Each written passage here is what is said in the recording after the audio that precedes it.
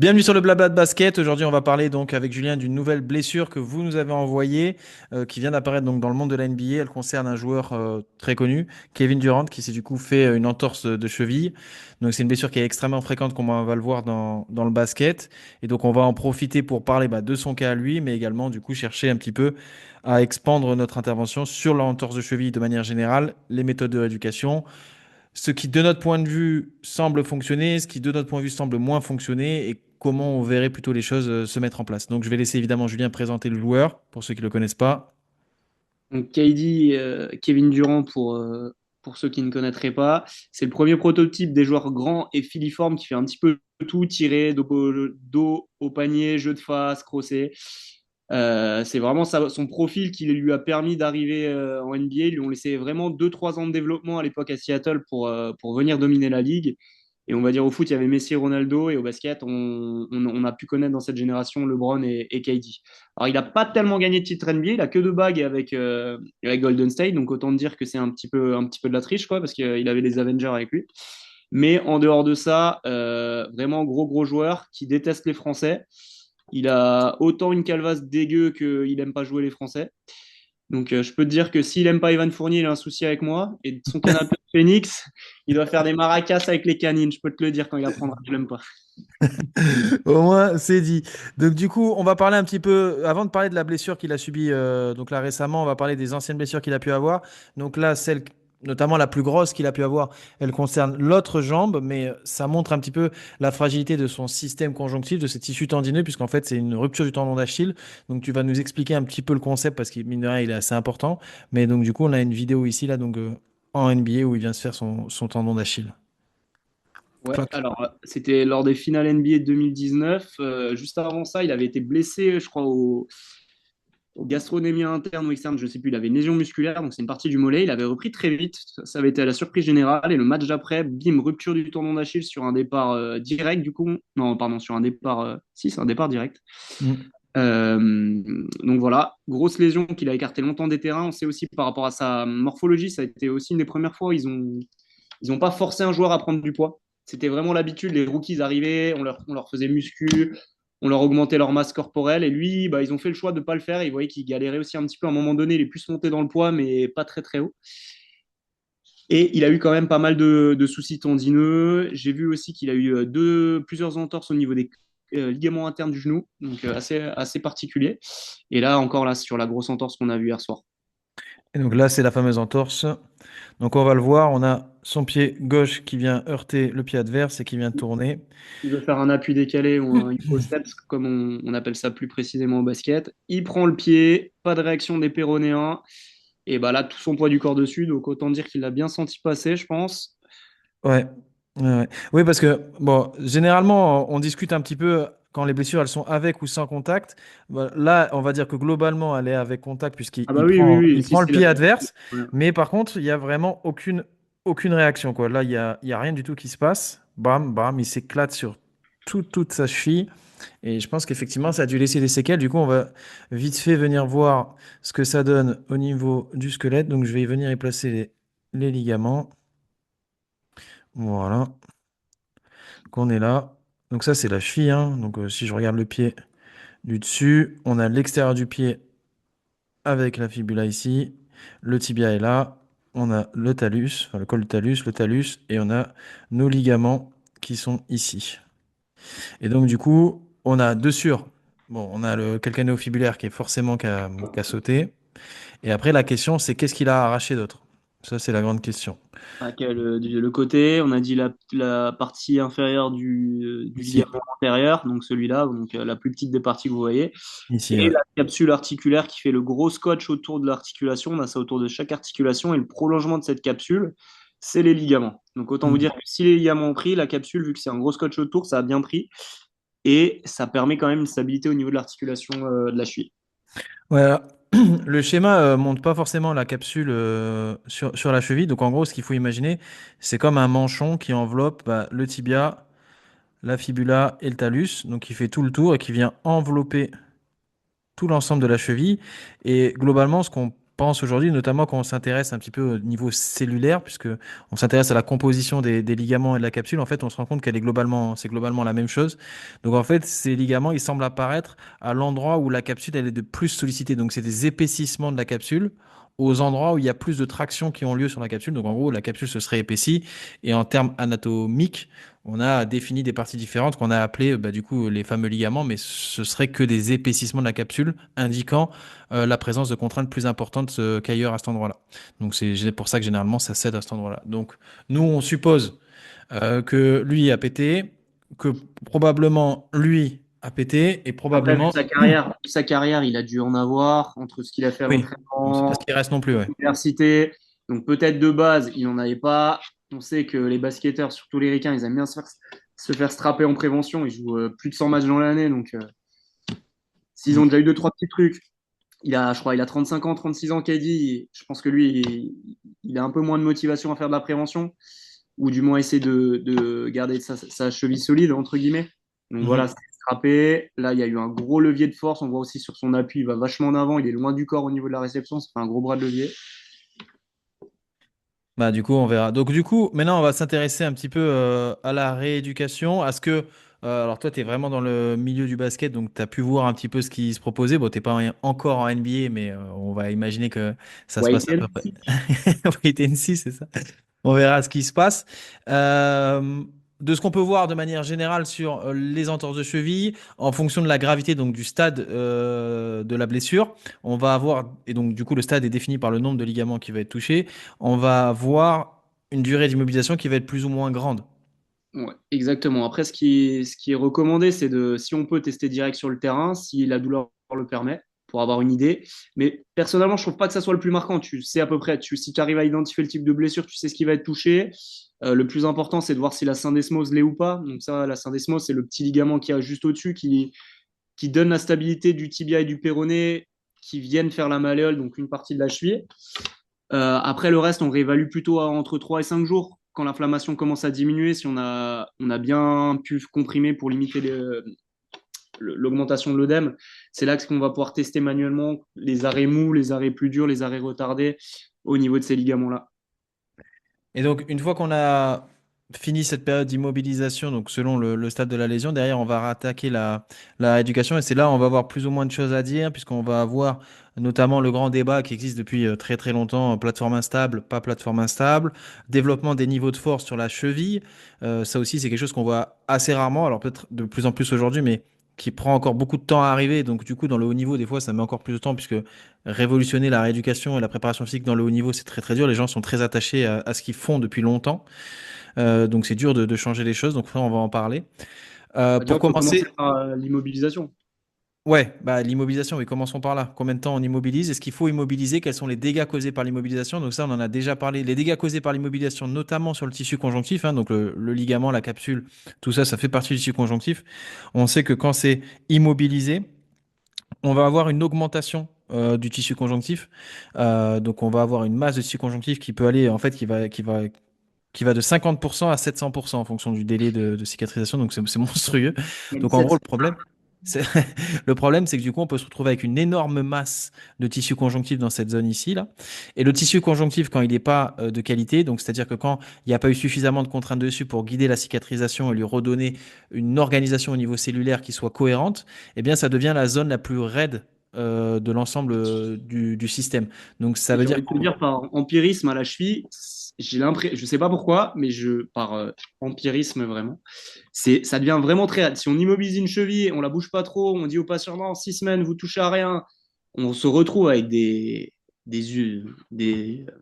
blocs, ah, ça bouge des pas. blocs, des Ouais. arthrodèses, voilà, j'ai le mot. Ah, et Des des arthrodèses, arthrodèses, c'est ouais. Mm. verrouillé comme si on verrouillait avec une vis, quoi. C'est impressionnant en plus de la douleur. La cheville, ça doit plus sécréter qu'ailleurs. Je sais pas, j'ai pas suffisamment d'infos là-dessus ou Non, c'est pas donné. Mais par contre, ce qui est sûr, c'est qu'il y en a énormément en fait. C'est pas que c'est le tissu conjonctif, ça marche partout pareil. Mais le problème, c'est que si vraiment je blinde la cheville, on se rend compte qu'en fait, notamment ici avec le réticulum inférieur des muscles extenseurs là qui passe devant et qui sert aussi un petit peu de renfort sur la syndesmose, hein, puisqu'on voit Ouais. qu'il joint la fibula au tibia. En fait, il y a énormément de tissu conjonctif au niveau de la cheville. Donc forcément, la masse de tissu conjonctif va augmenter. Comme il est immobilisé, ça va devenir complètement désorganisé. Au lieu que les fibres, elles soient, par exemple, bah là on le voit par exemple, de fibres horizontales, on va en avoir dans tous les sens. Les fibres au niveau des ligaments, pareil, au lieu qu'elles soient un sens, et le sens est défini par les contraintes qui sont exercées dessus, elles vont être désorganisées dans l'autre sens, qui va les rendre plus faibles. Et un tissu conjonctif faible, ça se manifeste par un tissu qui résiste énormément à l'étirement. Donc il y a une grosse perte de mobilité derrière, non pas due à une restriction articulaire, donc sauf si il y a également un problème articulaire, mais également un problème tissu conjonctif. On n'arrive plus à tirer dessus. Les contraintes de traction se deviennent très mal tolérées, ce qui du coup le fragilise et peut potentiellement conduire à des récidives. Ce qui fait que généralement on dit que le plus gros facteur de risque pour une entorse de cheville, c'est une première entorse de cheville. Donc c'est pas pour rien. C'est Donc mal il y a ce gros travail sur le tissu conjonctif à effectuer, à mon sens, sur une entorse de cheville. Globalement, pour faire assez court, et rapide, le tissu conjonctif, on sait que ça répond à, on va dire, deux grosses contraintes. La première, c'est l'étirement, et la deuxième, c'est la vitesse. Donc, ça veut dire que dans un premier temps, il va falloir être capable d'allonger le tissu conjonctif. Donc, on en revient à notre travail de retrouver de la mobilité au niveau de la cheville. Il va falloir être capable de retrouver de la longueur.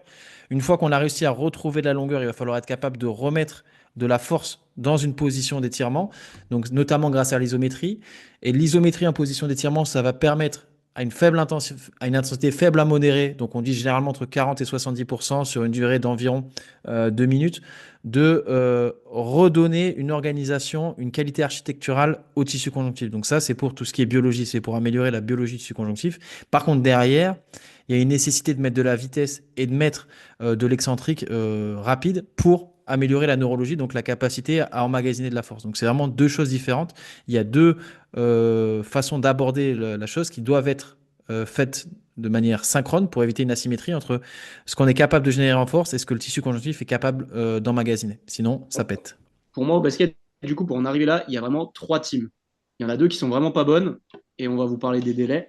Il y a souvent, mais que ça aille du plus haut niveau au plus petit. Elle a tourné, elle est pas trop gonflée, c'est la huitième en 3 mois, c'est pas grave. J'ai match ce week-end, je joue, je strappe un peu, j'ai plus mal au bout de 10 jours et c'est bon. En fait, ce qui se passe, c'est que la première, si vous l'immobilisez pas bien, ou suffisamment, du moins on repart trop vite, c'est ce que tu viens de dire. Le tissu, il n'a pas le temps de se sécréter, ça crée toujours de la micro-inflammation, et du coup, on n'a pas de raideur, on a l'opposé. Du coup, on a un tissu un peu pourri, l'axe qui vient se mettre en place. Et à la deuxième team, je vais chez le médecin généraliste, 6 semaines, quoi qu'il arrive. On ne sait même pas quel ligament est touché. 6 à 8 semaines d'immobilisation stricte, sans kiné, et là, c'est ce qu'on vient de décrire, bordel sans nom. On a une cheville hyper rigide, on perd de la force, etc. Donc ça, j'ai envie de dire, c'est au moins aussi pire que la première. Et il y a la dernière team pardon, qu'on va parler. On a eu les dernières recommandations européennes en 2024 à Strasbourg, dans la plus belle ville du monde, heureusement, avec la clinique de la Tour, les Suisses et Massamba. Donc, selon les dernières études, on sait qu'entre 3 et 4 semaines sur les plus grosses lésions hors syndesmose, donc on ne parle pas de petits ligaments qui est au-dessus sur la classique, il n'y a pas besoin d'immobiliser plus de 3 à 4 semaines, et c'est même plutôt 2-3 dans 90% des cas. Pourquoi? Parce que le tissu conjonctif va déjà être produit en masse, et derrière, ça ne sert à rien, il n'y en aura plus beaucoup qui va être produit, et on peut déjà commencer la réorientation des fibres, en respectant la douleur, bien sûr. Il faut mieux une immobilisation d'abord stricte, on va dire dans les gros cas, 7-10 jours, et après plutôt peut-être avec un strap, que garder 4 à 6 semaines une botte rigide où votre cheville ne va pas bouger. Ça, on le sait vraiment. On ne parle pas des cas où il y a de fracture, encore une fois, on ne parle pas des cas où il y a une syndesmose. Donc vraiment, choisissez cette dernière team, prenez l'avis et le diagnostic de votre professionnel de santé, faut qu'il soit sûr. Faut pas estimer à la louche ou qu'on fasse la même chose pour tout le monde. Non, mais c'est important parce que en plus, ce que tu dis, c'est ce que j'ai pas signalé, mais quand il y a une lésion dans le tissu conjonctif, on le sait, le tissu conjonctif, essentiellement, c'est du collagène de type 1, donc c'est celui qui résiste le mieux à la traction. C'est ce qui concerne le plus tout ce qui est tendons et ligaments. Et en fait, quand il y a la lésion, le système, en guise de tissu cicatriciel, il sécrète du collagène de type 3 qui contient plus de fibres élastiques. Et du coup, le tissu conjonctif cicatriciel, il est beaucoup plus élastique, il est beaucoup plus lâche que le tissu de base. Et le truc, c'est que le système nerveux, si on lui impose pas de contraintes et qu'on le guide pas dans une cicatrisation plus avancée, il considère que ce stade-là, enfin c'est le dernier stade de la cicatrisation, c'est fini. Maintenant, il a plus besoin de travailler. Donc ça veut dire que si on n'agit pas, le système reste avec ce tissu conjonctif de mauvaise qualité, plus élastique, absorbant moins les forces et résistant moins à la traction. Donc potentiellement, si on reprend l'activité avec une cheville dans cet état-là, les chances de récidive sont énormes. Donc Après, ça, on va c'est... pas. Ouais, Pardon. Non, vas-y. vas-y. Bah, on va pas se mentir. Après, on est en NBA. même les meilleurs le disent, il n'y a pas le temps. Tu sais que tu vas pas respecter parfaitement tes délais. Donc là, on sait qu'il va reprendre du moment où il y aura moins d'œdème, il aura retrouvé un petit peu de poussée au niveau de la force, ils vont le strapper, il va rejouer, hein. Sauf s'il y a plus d'échéances sportives pour Phoenix. J'ai même pas regardé leur ranking. Je crois qu'ils sont encore play Fab. Donc, si, à mon avis, ils vont peut-être un peu forcer les choses. Mais oui, voilà, dans la vraie vie, ça va être de rétrécir le plus possible le délai pour qu'on puisse renvoyer du jus un maximum dessus avec la cheville la plus sèche possible. Et après, ils vont mettre les assistances possibles en termes de strap, etc. Mais le plus important, là, à mon avis, ils ont direct comprimé, direct strappé.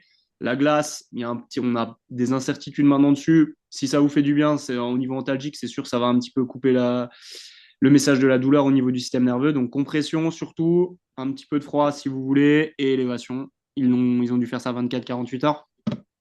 Et donc maintenant, on va passer plutôt à la rééducation en termes de développement de la force. Retrouver la mobilité, ça on en a plutôt parlé déjà, puis on en a déjà parlé sur les autres pathologies, on va pas revenir dessus. Là, on va plutôt essayer de débattre un petit peu donc sur l'utilisation des plateformes instables. Je Ouais. pense que c'est quelque chose qu'on revoit encore très fréquemment sur les rééducations. Qu'est-ce qu'on Euh, développe comme force? euh, la question des plateformes instables, c'est pas de savoir si c'est bon ou mauvais. Moi, j'ai toujours pensé que dans le milieu de la kiné et du sport, quelqu'un qui va simplement dire c'est pas bien, c'est un peu, c'est un escroc. C'est-à-dire que il y a toujours un intérêt, mais ça va dépendre du contexte. Le problème des plateformes instables, c'est que c'est pas spécifique à l'activité. Donc, en gros, ça va forcément stimuler le système, ça va forcément engendrer des adaptations, ça va forcément mettre l'athlète en difficulté, pas de problème. Il va progresser à développer de la force sur des plateformes instables, pas de problème. Le problème, c'est que c'est Développer pas de ce la qui va force retrouver. sur des plateformes instables. C'est ce que tu dis, c'est pas la force dans la réalité. Le Ah oui, pic de voilà, c'est force, ça. c'est qu'il est très bas. Sur une plateforme instable, tu développes beaucoup de muscles, mais avec une faible intensité qui est pas du tout reproductible ce qui vient de se passer pour KD sur sa réception de cheville. On dit une connerie, il doit développer 120 kilos de force. Et bah sur son WAF, il va en développer 12 peut-être. On sait que c'est très très bas, c'est 10-20% max. Ouais. Et c'est ça. Le problème, c'est que c'est pas spécifique. Et ce que tu vas développer pendant ta rééducation, c'est pas ce que tu vas retrouver sur le terrain. C'est pour ça que c'est un intérêt limité. Donc, c'est pas qu'il faut l'enlever complètement, mais c'est vrai qu'il faut bien avoir conscience que bah, c'est extrêmement limité, que ça suffit pas. Par contre, ce qui peut être intéressant, c'est de venir travailler plutôt sur des supports inclinés. Ouais, Tu vois, les épaules. stable, mais incliné. Parce que sur cette stabilité, on va pouvoir produire de la force, puisque ça, c'est une phrase qu'il y avait dans l'école de Strong First qui disait on ne tire pas du bazooka depuis un canoë, sinon on tombe à l'eau. Donc il faut une plateforme stable pour produire de la force. Donc un plan stable, mais un plan incliné pour venir travailler la cheville dans toutes ses positions, puisque bah, on le sait, on ne pourra pas l'éviter dans le basket, dans l'activité, elle va être amenée à se retrouver bah, dans des positions plus ou moins farfelues. Donc il faut qu'elle soit apte à gérer de la force dans toutes les positions. Donc il y a plein de plans inclinés qui existent aujourd'hui. Se mettre dans un plan incliné et développer beaucoup de force. Pas juste forcer un petit peu. C'est vraiment des choses où il faut aller chercher des répétitions à du 90, du 100% d'intensité sur les muscles qui agissent au niveau de la cheville. Parce que pour rappel, pour ceux qui ne s'imaginent pas, la cheville, il y a énormément de muscles qui agissent dessus, hein. Énormément. Donc, Au moi, basket, on sait que sur la poussée verticale, gastrocnémie insolaire, qui sont les deux parties du mollet, donc ça là, on a les indispensable deux. pour la verticalité, hein. Hmm. Donc là, je vais pouvoir les estomper un peu. Hop. Donc là, on a notre Pour absorber les chocs sur les appuis décalés, sur les réceptions de saut. On sait que quand, là, KD, il a fait un gros appui. Ils ont fait des études sur le sprint. Là, je l'ai vu en formation ce week-end encore. Il a ressorti l'étude, c'est Murdoch de Sportsmith. Il a mis sur le pied lors d'un sprint où tu vas surcharger le genou et tu vas plutôt courir avec une attaque comme il vient de se passer. Plutôt, tu vas poser l'arrière du pied, médio-pied en premier. Tu vas avoir 41% du poids de la réception qui va aller sur la cheville. Hmm. 41%, c'est énorme. Bah Si tu ouais. as un peu de jus pour stabiliser au niveau de tes mollets, et je parle même pas des plans latéraux, c'est fini, quoi. Ah non, mais là, ça revient un petit peu, là, au niveau musculaire, ça va rejoindre un petit peu ce qu'on avait dit sur la blessure de Mathias Le Sort, donc la fracture de la fibula. D'ailleurs, pour donner quelques nouvelles, puisque on a une personne dans la place, on sait Un qu'il est expert. entre de bonnes mains. Donc, on essaiera de vous tenir au courant un petit peu de la rééducation par rapport à ce que on a le droit de nous divulguer ou pas. Mais ça y est, il est enfin pris en charge par par une personne compétente, donc ça La devrait France aller. est sauvée. La France est sauvée. Pour faire un autre point aussi au passage sur Wembenyama, donc du coup lui, il s'est fait opérer. Donc ça c'était le deuxième cas dont on a parlé.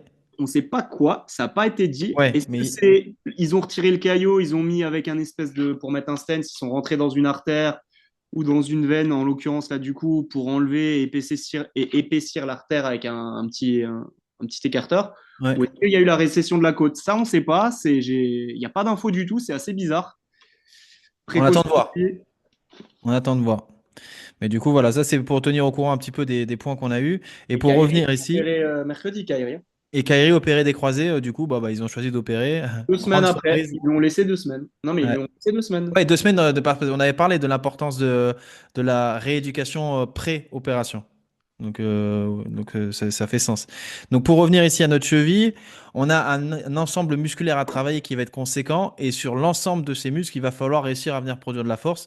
Donc là, c'est pareil, ça c'est un autre point qu'il faut aborder quand on parle parce qu'on a abordé un petit peu donc les plateformes instables, plateformes stables. On a vu un petit peu les limites des plateformes instables. Et quand on parle de production de force, là aussi, en fait, c'est toujours pareil.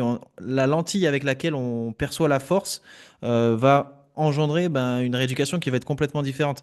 Quand on parle de force, en gros, la force, c'est la capacité à organiser donc toute la biologie, hein, ce qui va se passer au sein des tissus musculaires et conjonctifs, le système nerveux, ce qui va être capable de produire, pour ensuite réaliser une tâche dans notre environnement.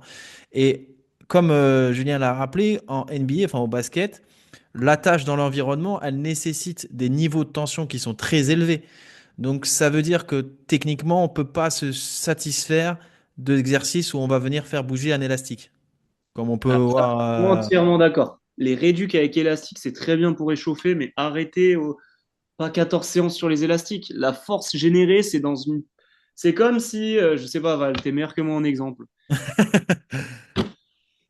Il J'ai. faut me donner une piste. Si tu veux que je trouve l'exemple, il faut m'expliquer la situation. En gros, on travaille sur 20% du mouvement avec de la résistance et 80%, bah, on est tranquille comme ça. Alors que là, Ouais. ça va être l'inverse pendant le match. Non, mais ça, d'ailleurs, c'est le biais des entraînements, enfin des exercices avec les élastiques. Et ça, c'est quelque chose qu'il faut vraiment comprendre. C'est la même chose sur la coiffe des rotateurs et les rotations aux élastiques. C'est-à-dire qu'en fait, le muscle, il a de moins en moins de force à mesure du mouvement, souvent. Donc, quand il arrive sur sa course interne, il a de moins en moins de force. Et l'élastique, il devient de plus en plus tendu à mesure du mouvement. Ce qui Comme fait pour qu'en le gros, biceps, comme ça. Voilà. ce qui fait qu'en gros, le moment où on a besoin de travailler, pour venir travailler la zone, le secteur où le muscle est faible, on a trop de tension dans l'élastique pour l'atteindre. Donc en fait, on finit par jamais la travailler. On renforce là où on est déjà fort et on laisse faible les endroits où on est faible. Et du coup, ça crée d'ailleurs souvent une grosse asymétrie, ce qui du coup continue à fragiliser la zone. Donc le problème des exercices à l'élastique, c'est pas encore une fois, on peut pas dire que c'est pas bien, ça serait une escroquerie de dire que c'est pas bien. Mais c'est juste qu'il faut en comprendre les limites pour ensuite aller chercher un peu plus loin et faire quelque chose d'un peu plus spécifique à l'activité. Si c'est une personne âgée qui s'est fait une entorse de cheville et qui fait que marcher, etc., on peut réfléchir à l'intérêt de produire énormément de force, quoique je pense que ça peut justifier, surtout chez les personnes âgées, de produire de la force. Mais Ouais, en tout déjà, cas, juste pour la force. chez les athlètes, on ne peut pas se contenter de juste faire bouger les élastiques. Il va falloir venir charger. Il va falloir venir charger avec le pied dans une position inclinée sur un plan stable pour venir charger sur des modèles de fente, sur des modèles de saut, sur différents patterns de mouvement. Mais il va falloir venir produire de la force et beaucoup de force sur des plans inclinés, stables pour prendre de la force, inclinés pour mettre la cheville sous différentes contraintes et Et lui là, apprendre à être forte. on parle même d'éducation basique. Au lieu, moi, je les vois, beaucoup de basketteurs à tout niveau avec leurs coussins instables. Là, on dirait qu'ils sont au cirque. On l'a déjà dit. Ils adorent faire ça. Donc, je sais pas s'il y a une mode ou un truc comme ça. Et en général, c'est souvent les joueurs ou les joueuses qui se blessent. Et élastique. Au lieu de faire ça, vous mettez en équilibre. Vous êtes à deux. Il y en a, vous poussez un mur très fort pour activer et développer de la force. Ou votre coéquipier essaye de vous pousser, vous déstabiliser. Tout con. Ensuite, au niveau des élastiques, on veut travailler un muscle. Bah, au lieu de travailler avec l'élastique, il y en a un qui se met sur le côté sur le banc, l'autre qui lui appuie sur le pied, quelques secondes, inversement. Et là, vous êtes déjà plus précis, vous êtes mieux échauffé. Ah oui, oui. Moi, ça me, Oui. ça me donne de l'urticaire. Je rentre dans les salles, je les vois en train de jongler comme ça ou avec les élastiques. Ah, t'es blessé 14 fois en un an, mais continue à faire ça. Qu'est-ce que je te dis? Ça l'irrite. Il est irrité. Non, mais encore une fois, moi, je pense que Voilà, ça peut être, par exemple, l'utilisation des plateformes instables, ça peut être un début de rééducation parce que ça permet de réintégrer du micro-mouvement dans l'articulation, parce que justement, comme c'est instable, il faut que l'articulation bouge un peu. Mais en fait, l'intérêt, c'est de comprendre à quoi ça sert, et du coup, on en comprend ainsi les limites et bah, que ça suffit pas à une rééducation complète. C'est comme les élastiques. L'élastique, ça va permettre de redonner un peu de tonicité au muscle, ça va permettre de remuscler, de redonner un peu de force dans la course moyenne du muscle, mais ça va pas suffire à aller travailler les fins d'amplitude, c'est-à-dire l'endroit où bien ça pète, donc l'endroit où le muscle est faible, et ça va pas suffire à développer des niveaux de force suffisants pour être proche de ceux développés dans l'activité. Donc c'est pas que c'est à retirer complètement, mais il faut vraiment comprendre les limites qui sont bah, pour le coup très rapides, très rapidement atteintes, pour aller chercher un peu plus loin dans la rééducation. Du coup, au niveau des forces, Val, on sait que là, ce qui est recommandé sur inverseur-éverseur, donc c'est Alors, péroné et attends, j'arrive, intérieur. j'arrive, j'arrive. Alors, Pour les hop, mecs au dynamomètre, donc en force statique, ils ont demandé à peu près pour qu'on soit bien 30% de force du poids du corps. ok, Inverseur-éverseur, donc les péronéens qui empêchent les entorses ici, externes. Et en interne, tout ce qui va être tibial hante et tibial post, il faut à peu près 30% pour les gars, 25% pour les filles. Et au niveau des releveurs, pareil, 30%. Le releveur aussi, il est un peu sous-estimé. C'est vrai que des fois, il est bien dans les choux. Il fait un petit peu d'éversion aussi, le releveur, l'extenseur commun. Et au niveau des mollets, on était sur, on va dire, entre 20 et 30 ans chez des sportifs de saut. Chez les filles, il faut arriver à 25, 20 environ montée-descente sur une jambe sur pointe de pied. Et les mecs, il faut arriver à 30-32. C'était les normes qui sont sorties là sur leur dernier congrès là, sur la cheville. bon, on mettra ça dans la petite fiche Dans la petite résumé, ouais. récapitulative. Ok. Bon, je pense que là déjà on a fait un bon point sur l'entorse de cheville. Est-ce que tu as quelque chose à rajouter? Au basket, on n'a pas on peut pas avoir de dépendance visuelle. On sait que c'est important pour la cheville aussi quand il y a des faiblesses musculaires, mais on sait qu'à force de traumatiser sur des petites entorses régulières, on crée une instabilité.